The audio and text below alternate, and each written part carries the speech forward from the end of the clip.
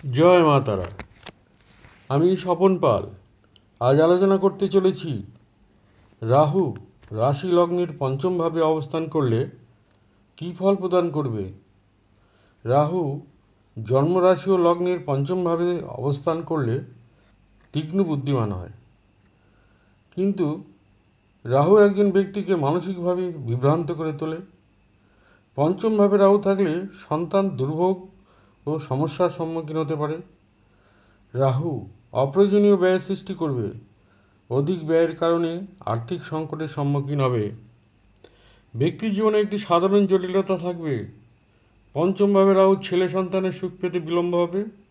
ব্যক্তির পিতা অনেক সমস্যার মধ্যে পড়বে। যদি পঞ্চম স্থান চন্দ্র বা রবির গৃহ হয়, তাহলে ব্যক্তির পুত্র আদৌ জন্মে না অথবা জন্মিয়া জীবিত থাকে না। রাহু পঞ্চমভাবে অবস্থান বিদ্যা অর্জনের ক্ষেত্রে বাধাপ্রাপ্ত হয়। প্রণয়ের ব্যাপারে আশাভঙ্গ, কেলেঙ্কারির সম্ভাবনা থাকে এবং দেবদ্বিজে ভক্তি কমে আসে। এছাড়া ব্যক্তি জীবনসঙ্গীর কারণে সমস্যার সম্মুখীন হবে। পঞ্চমভাবে রাহু বায়ু রোগের কারক। একমাত্র গোচরে শনি বৃহস্পতি শুভভাবে থাকলে পঞ্চমভাবে রাহু কম বেশি শুভ ফল দিয়ে থাকে। প্রতিকার: মাছ, মাংস এবং ব্যভিচার থেকে দূরে থাকুন। রূপোর তৈরি হাতি বাড়িতে রাখুন। আজ আলোচনা এখানে শেষ করছি। যদি আলোচনা ভালো লাগে, লাইক এবং সাবস্ক্রাইব করে উৎসাহিত করবেন। ভালো থাকবেন। ধন্যবাদ।